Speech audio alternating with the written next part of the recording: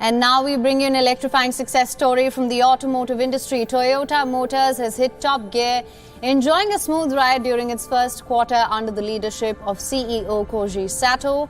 Toyota CEO Koji Sato just revealed that the company is shutting down electric vehicle production in favor of hybrid, and that single decision immediately changes the shape of one of the biggest industrial arguments in the modern auto industry. It is not just a product announcement, not just a corporate strategy adjustment, and not just a shift in manufacturing priorities. It is a statement about what Toyota believes the global car market actually is, rather than what many people have insisted it should become. When the world hears a company of Toyota's scale move away from a stronger electric push and lean hard into hybrids, the significance reaches far beyond one brand. It touches supply chains, factory design, consumer demand, energy systems, regulation, political messaging, and the basic question of how quickly transport can or should be transformed. A move like this carries unusual weight because Toyota is not a niche manufacturer testing a side strategy. It is one of the most powerful automotive companies on Earth, and when it shifts direction, the rest of the industry has to pay attention. Before we start, hit the like and subscribe buttons for more updates. What makes the event so striking is that it cuts across a story that has been built for years around the idea that battery electric vehicles represent the inevitable final destination for passenger transport. That broader story has often been presented in a simple way. Legacy automakers must go fully electric, the faster the better, or risk being left behind by history. A decision to pull back from electric production in favor of hybrids challenges that narrative at its core. It suggests Toyota sees the road to lower emissions not as a dramatic leap from combustion to full electrification, but as a long and uneven transition in which practical realities still matter more than idealized targets. In that sense, the event is not merely about discontinuing one type of production and prioritizing another. It is about rejecting a particular tempo of industrial change. Toyota would be saying, in effect, that the market is more complicated, infrastructure is less mature, consumers are more divided, and the global energy picture is more fragmented than the cleanest EV transition models assumed. The wording of the shift matters because shutting down electric vehicle production does not simply mean fewer electric models rolling out of Toyota plants. It means the company would be reallocating capital, engineering attention, marketing focus, factory tooling, procurement contracts, and internal prestige toward hybrid systems. In any large automaker, those resources are finite. Choosing hybrids on this scale means Toyota is not treating them as a temporary bridge while waiting for battery electric dominance. It is treating them as the central answer to present market conditions. That changes how every division inside the company would think. Designers would no longer be building around the assumption that electric-only architecture is the future foundation of the brand. Engineers would be told to improve dual-power systems, reduce fuel consumption even further, shrink weight, enhance thermal efficiency, and squeeze every possible gain from mature technology. Product planners would no longer ask how fast customers can be moved into full EVs. They would ask how far hybrids can be pushed before the market itself makes a different answer unavoidable. There is also a philosophical edge to this event that gives it even more force. Toyota has long occupied a distinctive place in the electrification debate because it was never as eager as some rivals to place all its chips on battery-only vehicles. The company has often appeared more cautious, more gradual, and more skeptical of one-size-fits-all solutions. A major pivot in favor of hybrids under Koji Sato would therefore feel less like a surprise reversal and more like the boldest expression yet of an existing instinct. The difference is that an instinct can be dismissed as caution, whereas a production shutdown is a declaration. It signals confidence. It says Toyota is prepared to risk criticism in exchange for strategic alignment with what it sees as real-world constraints. That confidence is powerful because it comes from a manufacturer with enormous technical expertise, vast production experience, and deep knowledge of consumer behavior across multiple continents. When such a company decides that hybrids deserve preference over electric vehicles, it implies that this is not nostalgia for combustion, but a deliberate reading of industrial reality. At the heart of the event lies the most important practical question in the current automotive transition. What can be scaled globally, profitably, and reliably right now? Battery electric vehicles have enormous appeal in theory and strong appeal in many markets, but they also come with hard material, infrastructural, and economic demands. They need charging. Networks that work consistently, power grids that can handle increased load, battery supply chains that remain stable, raw material sourcing that is politically and ethically manageable, and consumers who are comfortable with current pricing and usage patterns. A hybrid strategy answers those demands differently.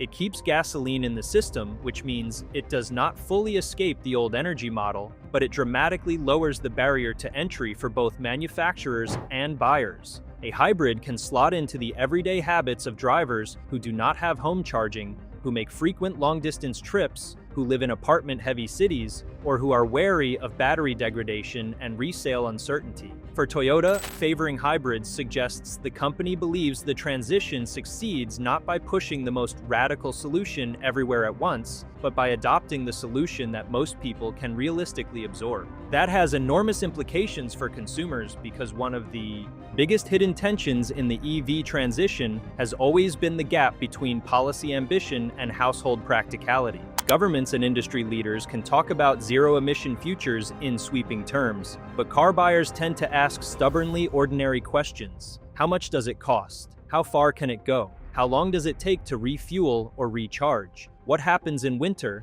What if I cannot install a charger where I live? What if electricity prices rise? What happens when I want to sell it? Hybrids do not eliminate every concern, but they soften many of them. They preserve familiar refueling habits while improving efficiency. They reduce fuel bills without demanding behavioral change. They look less like a leap into a new system and more like a smarter version of the one drivers already understand. If Toyota is choosing hybrids over EV production, it is effectively siding with the consumer who wants progress without disruption. That is a powerful market position because it speaks to caution, affordability, habit, and convenience all at once. The manufacturing implications are just as significant. Electric vehicle production often demands a deep reworking of factory layouts, platform strategy, supplier networks, and workforce training. It is not simply a case of replacing an engine with a battery. It often requires new assembly logic, different structural design, different sourcing priorities, different software integration, and new quality control standards around battery safety and electronics. Hybrids, by contrast, allow an automaker to build on much more of its existing industrial base. They are technologically sophisticated, but they do not require the same degree of total factory reinvention as dedicated battery electric lines. For a company the size of Toyota, that matters enormously. It means capital can be deployed with less disruption, more continuity, and potentially better returns. It also means plants in regions that are not ready for full EV. Specialization can remain viable within a hybrid-led strategy. This is where the decision moves from being about technology preference to being about industrial efficiency. Toyota would not only be choosing what to sell, it would be choosing the production model that lets its global manufacturing empire keep operating with maximum flexibility. Supplier relationships sit right in the middle of that shift. A hard pivot toward electric vehicles tends to elevate battery makers, rare earth processing, semiconductor specialists, and high-voltage systems suppliers, while gradually reducing the relevance of companies tied to conventional engine components. A hybrid-first approach produces a much more mixed ecosystem.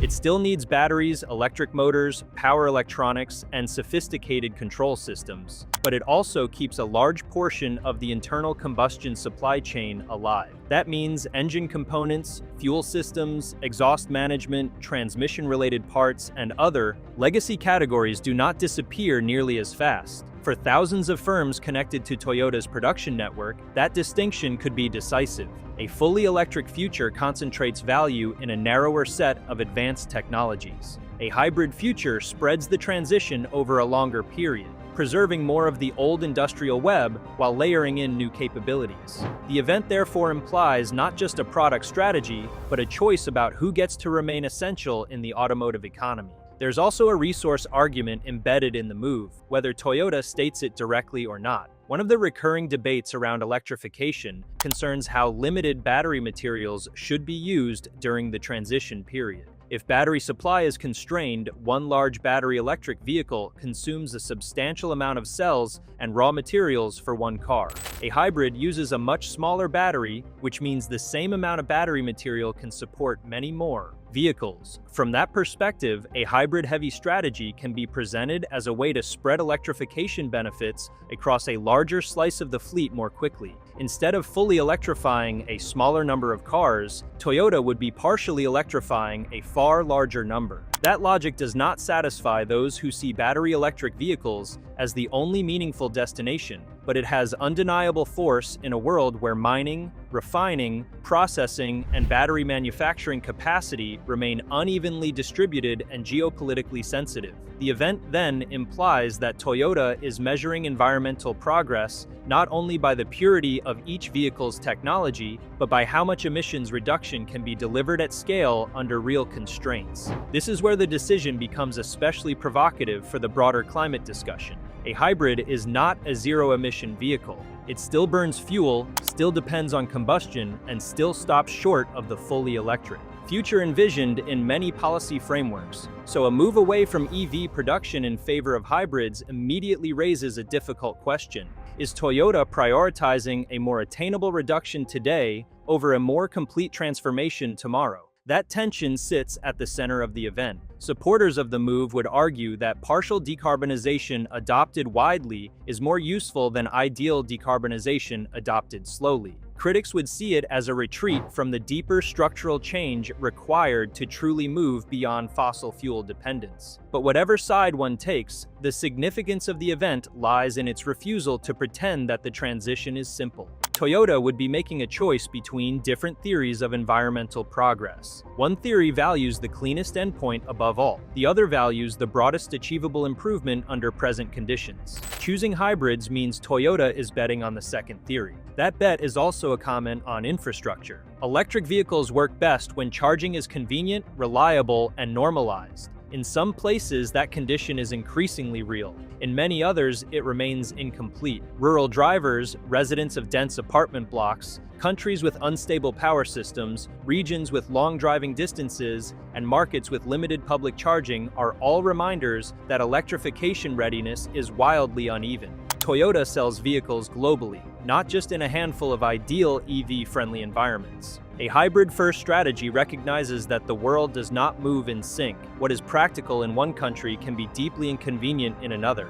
Shutting down EV production in favor of hybrids would therefore signal that Toyota is optimizing for the average conditions of the global market rather than the most advanced edge of it. The company would be saying that infrastructure gaps are not minor obstacles that can be brushed aside with optimism. They are core determinants of what technology deserves mass production priority. The decision also speaks to energy policy in a broader sense. Battery electric vehicles are often treated as a way to move transport away from oil and into electricity, but the value of that shift depends heavily on how electricity is generated and distributed. In places with cleaner grids, EVs can offer more decisive environmental benefits. In places where electricity still depends heavily on coal or other carbon-intensive sources, the picture becomes more complicated. A hybrid strategy does not resolve that problem, but it sidesteps the need to assume that electricity systems are already ready to carry the full burden of transport decarbonization.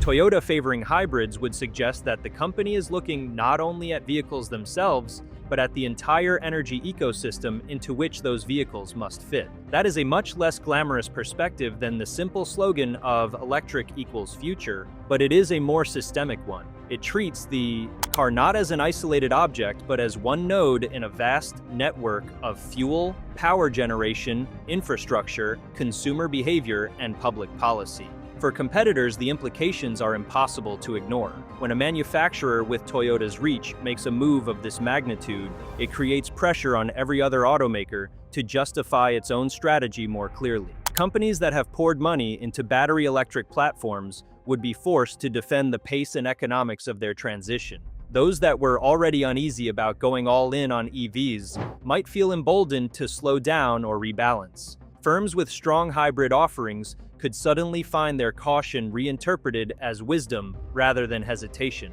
In other words, Toyota's event would not remain confined to Toyota. It would alter the psychological climate of the entire sector. Executives across the industry would have to revisit questions they may have hoped were settled. Is the EV timeline too aggressive? Are customers fully ready? Are margins sustainable? Is regulatory direction aligned with consumer reality? Is it better to chase future positioning or secure present profitability? Toyota choosing hybrids over electric production would bring those doubts into the open with fresh intensity. The financial logic behind the event would likely be one of its strongest hidden drivers. Electric vehicles have often been treated as essential for future relevance, but they have also posed a brutal challenge around profitability. Battery costs, pricing pressure, software complexity, and market competition can make EV margins difficult, especially outside the premium segment. Hybrids may not carry the futuristic aura of full EVs, but they can be easier to integrate into existing business models. They often command a pricing premium over traditional combustion vehicles while relying on manufacturing systems the automaker already understands well. For Toyota, which has built a reputation on disciplined operations and careful scaling, shifting to hybrids would imply a preference for earnings resilience over symbolic leadership in electrification. That is an important dimension of the event, because automotive transitions do not happen in a vacuum of engineering ambition. They happen inside companies that must protect margins, satisfy shareholders, fund research, maintain employment, and survive cyclical downturns. A hybrid-first stance suggests Toyota believes sustainability in business terms matters just as much as sustainability in environmental terms. Consumer psychology is another major implication. Many people admire electric vehicles conceptually while still feeling uncertain about living with one every day. There's often a difference between supporting a technology in principle and purchasing it with personal money. Hybrids occupy that exact middle ground where aspiration and caution meet. They let drivers feel they are moving toward a cleaner future without abandoning the familiarity of combustion.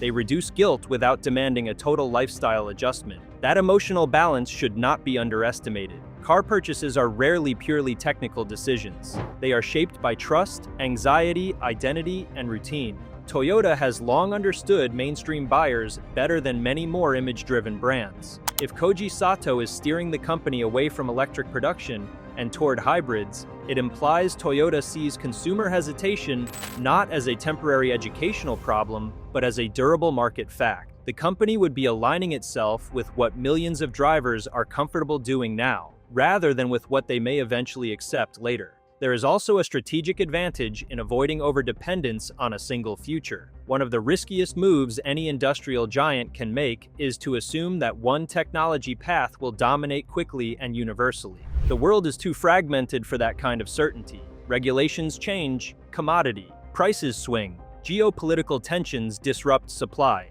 infrastructure projects stall, consumer preferences evolve unevenly. By favoring hybrids, Toyota would be preserving optionality. It would remain deeply engaged in electrified technology without wagering everything on battery-only adoption. That makes the company more adaptable to a range of scenarios. If charging infrastructure expands rapidly and battery costs fall sharply, Toyota can still draw on its electrification experience. If the EV transition slows, stumbles, or regionalizes, Toyota's hybrid strength becomes even more valuable. The event therefore signals not just a preference for one technology, but a philosophy of strategic resilience. It says that surviving the transition may depend less on predicting the one true endpoint than on building around uncertainty itself. This would also reshape the meaning of innovation in the auto sector. For years, innovation has often been visually coded as giant touchscreens, battery packs, minimalist cabins, software-defined driving, and the language of disruption.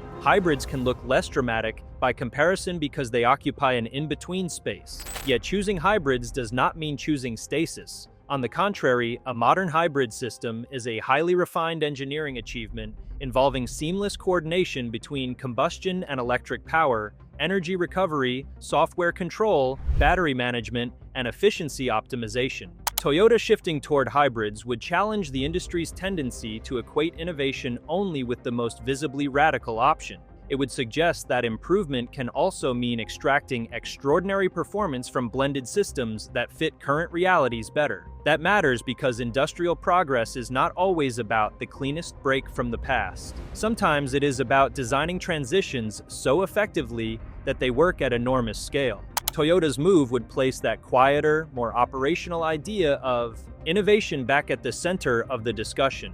Another important implication lies in how the decision would affect the narrative around corporate responsibility. In recent years, companies have often been judged not only by what they sell, but by what future they appear to endorse. Going heavily into EVs can signal alignment with climate ambition, technological ambition, and the language of transformation. Doubling down on hybrids is harder to present as morally uncomplicated because it admits compromise. Yet compromise is precisely what makes the event so revealing. Toyota would be saying that responsibility may not always mean embracing the most absolute target language. It may mean choosing the route that can be implemented more widely, more affordably, and more consistently. That is not as emotionally satisfying as declaring a fully electric destiny, but it is arguably more grounded in how global systems actually change. The event thus reframes responsibility from symbolic purity toward practical deployment. Whether one agrees with that or not, it is a consequential shift in tone because it replaces moral certainty with strategic pragmatism. If you like this video, please give it a like and subscribe to our channel. Also, could you leave your comments below and tell us, what are your thoughts on Toyota shifting from EVs to hybrids? We want to hear from you. Thank you for watching and see you next time.